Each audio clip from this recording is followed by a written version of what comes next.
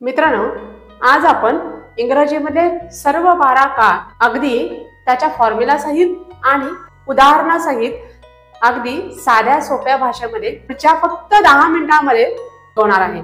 चला तर मग सुरू करूया। त्यामध्ये पहिला येतो तो म्हणजे प्रेझेंट टेन्स आणि त्याच्यामध्ये पहिला त्याचा उपप्रकार येतो तो म्हणजे सिंपल प्रेझेंट टेन्स। आता या सिंपल प्रेझेंट टेन्सचा फॉर्म्युला काय आहे? S plus V1 plus O। S म्हणजे सब्जेक्ट ज्याला आपण मराठीमध्ये कर्ता म्हणतो, V1 म्हणजे क्रियापदाचे मूळ रूप आणि O म्हणजे ऑब्जेक्ट ज्याला आपण कर्म म्हणतो। ओके, चला तर उदाहरणासहित समजून घेऊया। She reads a book। आता इथे बघा, याच्यामध्ये शी हा कर्ता आहे, त्याच्यानंतर रीड हे V1 आहे म्हणजे क्रियापदाचे मूळ रूप आहे आणि अ बुक हे कर्म आहे। सिंपल प्रेझेंट टेन्स मध्ये या फॉर्म्युल्यानुसार अशा पद्धतीने उदाहरण बनते। यामध्ये एकच नियम लक्षात ठेवायचा आहे, तो म्हणजे सिंपल प्रेझेंट टेन्स मध्ये कर्ता हा ही शी इट यापैकी एक असेल, म्हणजे तृतीय पुरुषी एकवचनी असेल तर त्यानंतर येणाऱ्या क्रियापदाला एस किंवा ईएस प्रत्यय लागतो। जसा इथे रीड ला एस प्रत्यय लागलेला आहे, तर हा एक नियम लक्षात ठेवायचा आहे। आता आपण सिंपल पास्ट टेन्स बघूया। सिंपल पास्ट टेन्स मध्ये फॉर्म्युला काय येतो तर S plus V2 plus object, म्हणजेच काय, आधी कर्ता येतो, त्यानंतर क्रियापदाचे दुसरे रूप येते आणि त्यानंतर कर्म येते। हेच वाक्य जर आपल्याला इकडे जर सिंपल पास्ट टेन्स मध्ये कन्वर्ट करायचे झाले तर अशा पद्धतीने येते, शी रेड अ बुक। आता इथे रीडचा रेड हा भूतकाळ झालेला आहे। जरी याच्यामध्ये स्पेलिंग तुम्हाला रीड RED दिसत असले तरी सुद्धा त्याचा उच्चार रेड असा करायचा आहे, कारण तो त्याचा भूतकाळ आहे। त्यामुळे त्याचं वाक्य येईल, शी हा त्याचा कर्ता आहे, त्याच्यानंतर रेड हे V2 आहे म्हणजे क्रियापदाचे दुसरे रूप आहे आणि अ बुक हे कर्म आहे। ओके, तर अशाच पद्धतीने आपल्याला सिंपल फ्युचर टेन्स सुद्धा बघायचा आहे। त्याचा फॉर्म्युला काय आहे? S plus will plus V1 plus O। आता याचा फॉर्म्युला कसा आहे बघा, पहिला कर्ता येतो, त्यानंतर विल येते, त्यानंतर क्रियापदाचे मूळ रूप येते आणि त्यानंतर कर्म येते। आता हेच वाक्य जर मी फ्युचर टेन्स मध्ये कन्वर्ट करायचे झाले तर अशा पद्धतीने येईल, शी विल रीड अ बुक। आता इथे काय आलं की शी म्हणजे हा परत कर्ता आला, त्याच्यानंतर विल आलं, त्याच्यानंतर V1 आलं, क्रियापदाचे मूळ रूप आले आणि त्यानंतर अ बुक हे कर्म आले। तर अशा पद्धतीने काय आहे की सिंपल मध्ये आपले सिंपल प्रेझेंट, सिंपल पास्ट आणि सिंपल फ्युचर आपण अशा पद्धतीने बघितला। तर आता आपल्याला कंटिन्युअस टेन्स बघायचा आहे, म्हणजेच आता प्रेझेंट कंटिन्युअस टेन्स सुरुवातीला आपण बघणार आहे।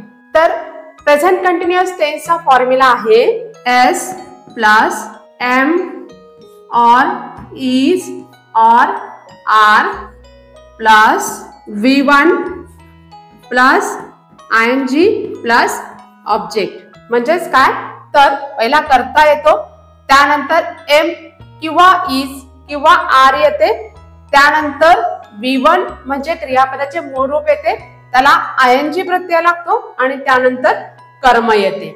चला तर मग हेच उदाहरण आपण याच्यामध्ये कन्वर्ट करूया। शी इज रीडिंग अ बुक। तर अशा पद्धतीने हे वाक्य येईल, शी हा सब्जेक्ट आहे, इज शी आहे त्याच्यामुळे इज वापरलेला आहे।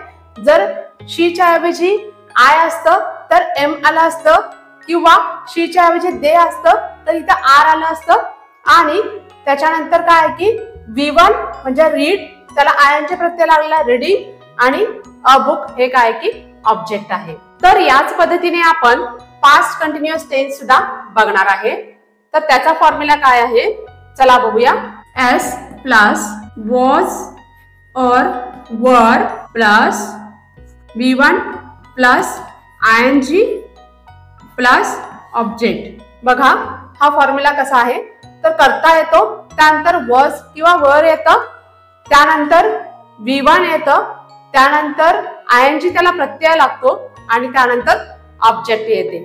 आता हेच वाक्य इथे पास्ट कंटिन्युअस टेन्स मध्ये कन्वर्ट करायचे झाले तर असे येईल, शी वॉज रीडिंग अ बुक. आता इथे काय झालं, शी हा करता झाला, वॉज किंवा वेअर इथं दे असतं तर वर आलं असतं, इथे शी आहे त्याच्यामुळे वॉज येतं, त्याच्यानंतर V1 आलं रीड, त्याच्यानंतर ING त्याला प्रत्यय लागला आणि अ बुक हे ऑब्जेक्ट आलं. त्यानंतर फ्युचर कंटिन्युअस टेन्सचा फॉर्म्युला आहे subject plus will be plus V1 plus ING plus object.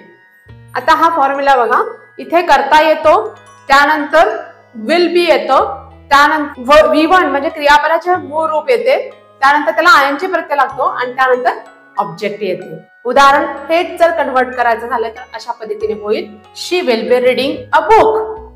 शी हा करता झाला, विल बी इथे आलेला आहे, त्यानंतर V1 हे रीड आहे, त्यानंतर त्याला ING प्रत्यय लागलाय, अ बुक हे कर्म आहे. तर अशा पद्धतीने काय आहे की जो काही फॉर्म्युला सांगितला त्यानुसार ते वाक्य परफेक्ट आहे. तर हा झाला सिंपल आणि कंटिन्युअस. आता तिसरा त्यातला जो काही प्रकार आहे तो म्हणजे परफेक्ट टेन्स. आता परफेक्ट मध्ये पहिल्यांदा येतो present perfect tense. Present perfect tense मध्ये त्याचा फॉर्म्युला काय येतो, एस प्लस हॅव और has plus V3 plus object. बघा त्याचा फॉर्म्युला काय आहे, आधी करता येतो, त्यानंतर हॅव किंवा हॅज येते, त्यानंतर V3 म्हणजे क्रियापदाचे तिसरे रूप येते आणि त्यानंतर कर्म येते. उदाहरण बघूया, हे एकच उदाहरण आपण सगळ्या टेन्स मध्ये कन्वर्ट करणार आहे. चला तर उदाहरण हे कन्वर्ट करूया. शी has red a book.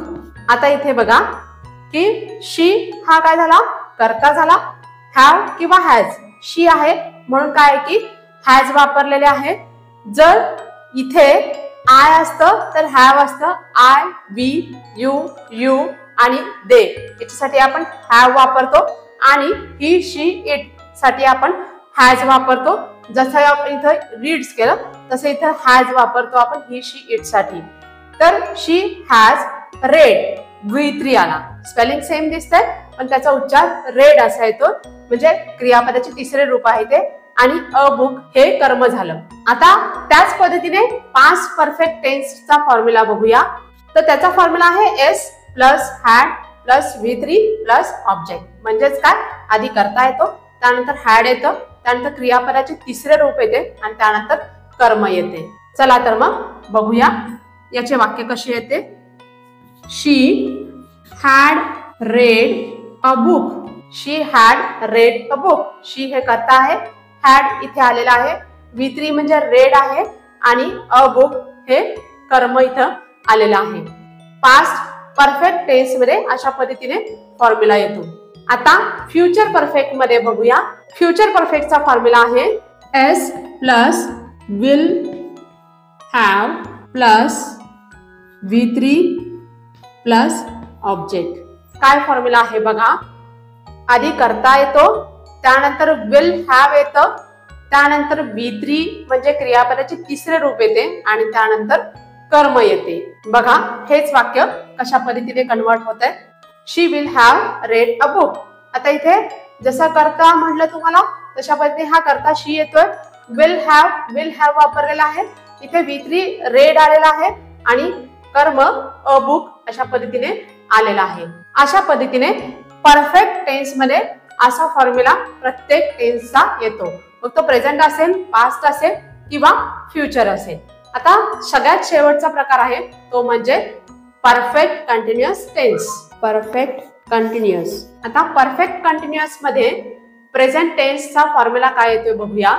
S plus have और has plus been plus V1 plus ing plus object.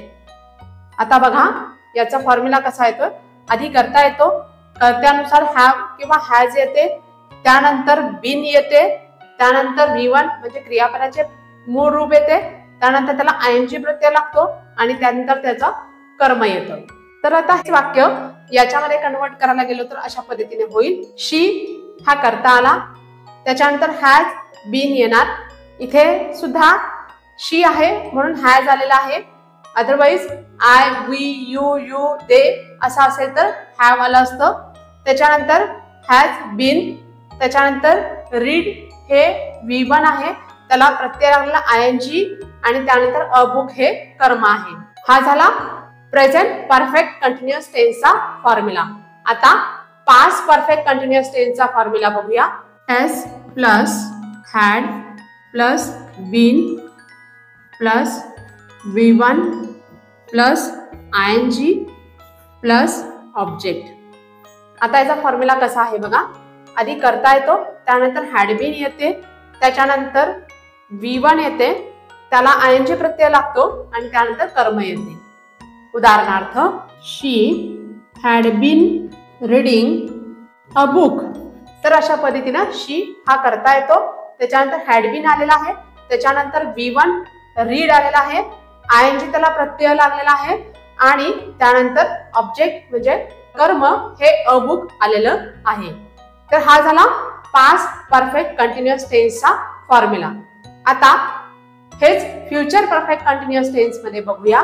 म्हणजे आधी एस आहे, त्याच्यानंतर will have been plus V1 plus ing plus object. म्हणजे आधी करता येतो, त्याच्यानंतर विल हॅव बीन येतं, त्यानंतर V1 येतं, त्यानंतर त्याला ing प्रत्यय लागतो आणि त्यानंतर कर्म येते. आता हेच उदाहरण बघूया. इथे शी, आता इथे सब्जेक्ट शी आहे, विल हॅव बीन जशा पद्धतीने आहे तसेच प्रत्यय विल हॅव बीन वापरलेला आहे.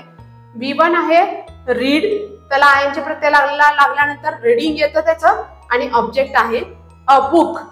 तर अशा पद्धतीने काय होतं की सगळ्या टेन्सेस मध्ये वेगवेगळ्या पद्धतीचे वेगवेगळे फॉर्म्युलेज येतात आणि त्या फॉर्म्युल्यानुसार तुम्हाला एकच वाक्य मी सगळ्या टेन्सेस मध्ये कन्वर्ट करून दाखवलेलं आहे.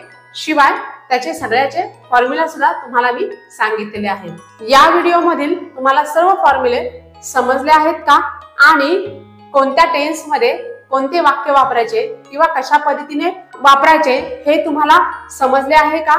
जर तुम्हाला समजले असेल तर तुम्ही देखील एक वाक्य घ्या आणि ते 12 टेन्सेस मध्ये कन्वर्ट करा. अशा पद्धतीने तुम्ही प्रॅक्टिस केली तर तुम्हाला चांगल्या पद्धतीने टेन्सेसचा वापर करता येईल. व्हिडिओ आवडला असेल तर लाईक करा आणि इंग्लिश बोलूया चॅनलला सबस्क्राईब करायला विसरू नका. चला भेटूया पुढल्या नवीन व्हिडिओमध्ये, नवीन काहीतरी शिकूया.